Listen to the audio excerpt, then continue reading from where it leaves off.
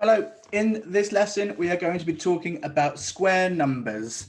So the first thing we need to do is we need to talk about what a square number actually is. So before we go on trying to identify all the square numbers, let's work out what a square number actually is. Okay, so a square number is the product of two identical numbers. Okay, in other words, what that means is a square number is the result we get when we multiply the same number by itself. So for example, 1 multiplied by 1 would give a square number, 1. And 2 multiplied by 2 would give us a square number, which is 4. And finally, 3 multiplied by 3 would give us a square number, which is 9. So I know 1, 4, and 9 are all square numbers because they are the result of a number multiplying by itself. So 1 times 1, 2 times 2, 3 times 3, all give square numbers. Okay, now how do we express square numbers? Okay, rather than writing 1 multiplied by 1 and 2 multiplied by 2 and 3 multiplied by 3, instead what we can do is we can write the number 1 with a little 2 in the top right hand corner. All this really means is 2 lots of 1.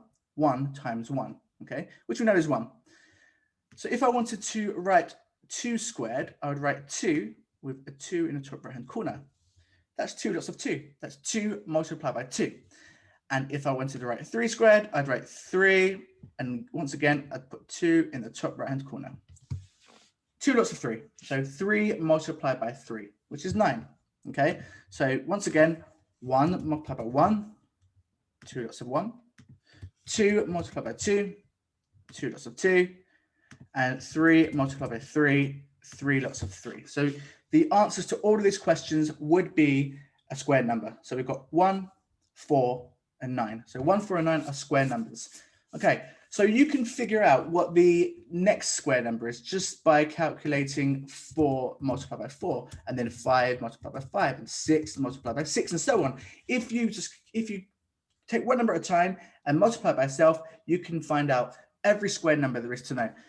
Okay, but the next thing we need to talk about is why is it called a square number? Okay, and this is better represented by looking at an image. If we look at this image, we've got one square all by itself. Okay, we've got one square. Now, if we imagine that we have a column of squares, yeah, going downwards. And imagine that we also have a row of squares going across. Then you can see that I've got one column and one row, and it's a perfect square.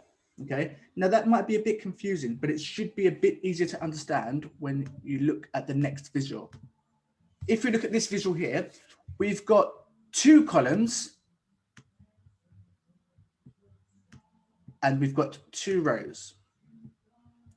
And once again, you can see that it forms a perfect square. Okay, so the question that I could form from this visual would be 2 rows times 2 columns. So it would be 2 multiplied by 2. And we know the answer to that is 4. So we know that 4 is a squared number. Okay, 2 times 2 equals 4. And just to remind you, we don't have to write 2 times 2. We can write 2 squared, 2 with a small 2 in the top right hand corner. Okay, and of course the answer as well is 4. Okay, so let's look at one more visual. We've got 3 columns now, 1, 2, 3, and we've got 3 rows, 1, 2, 3. So we've got 3 columns, 3 rows. So this visual can be transformed into the following question: 3 multiplied by 3, or we could say 3 squared. And remember, I have to put a small 2 in the top right hand corner to write that. So we know 3 times 3 is 9. We know 3 squared is 9, and we can prove that by counting these: 1, 2, 3, 4, 5, 6, 7, 8, 9. And 9 is a square number because we can make this perfect square. This square that I've got on the screen here, we can make this perfect square by putting out 3 rows and 3 columns. Okay, I hope that all makes sense. You should now be able to look at the attached worksheet and give that a good go. Thank you very much for watching. Goodbye.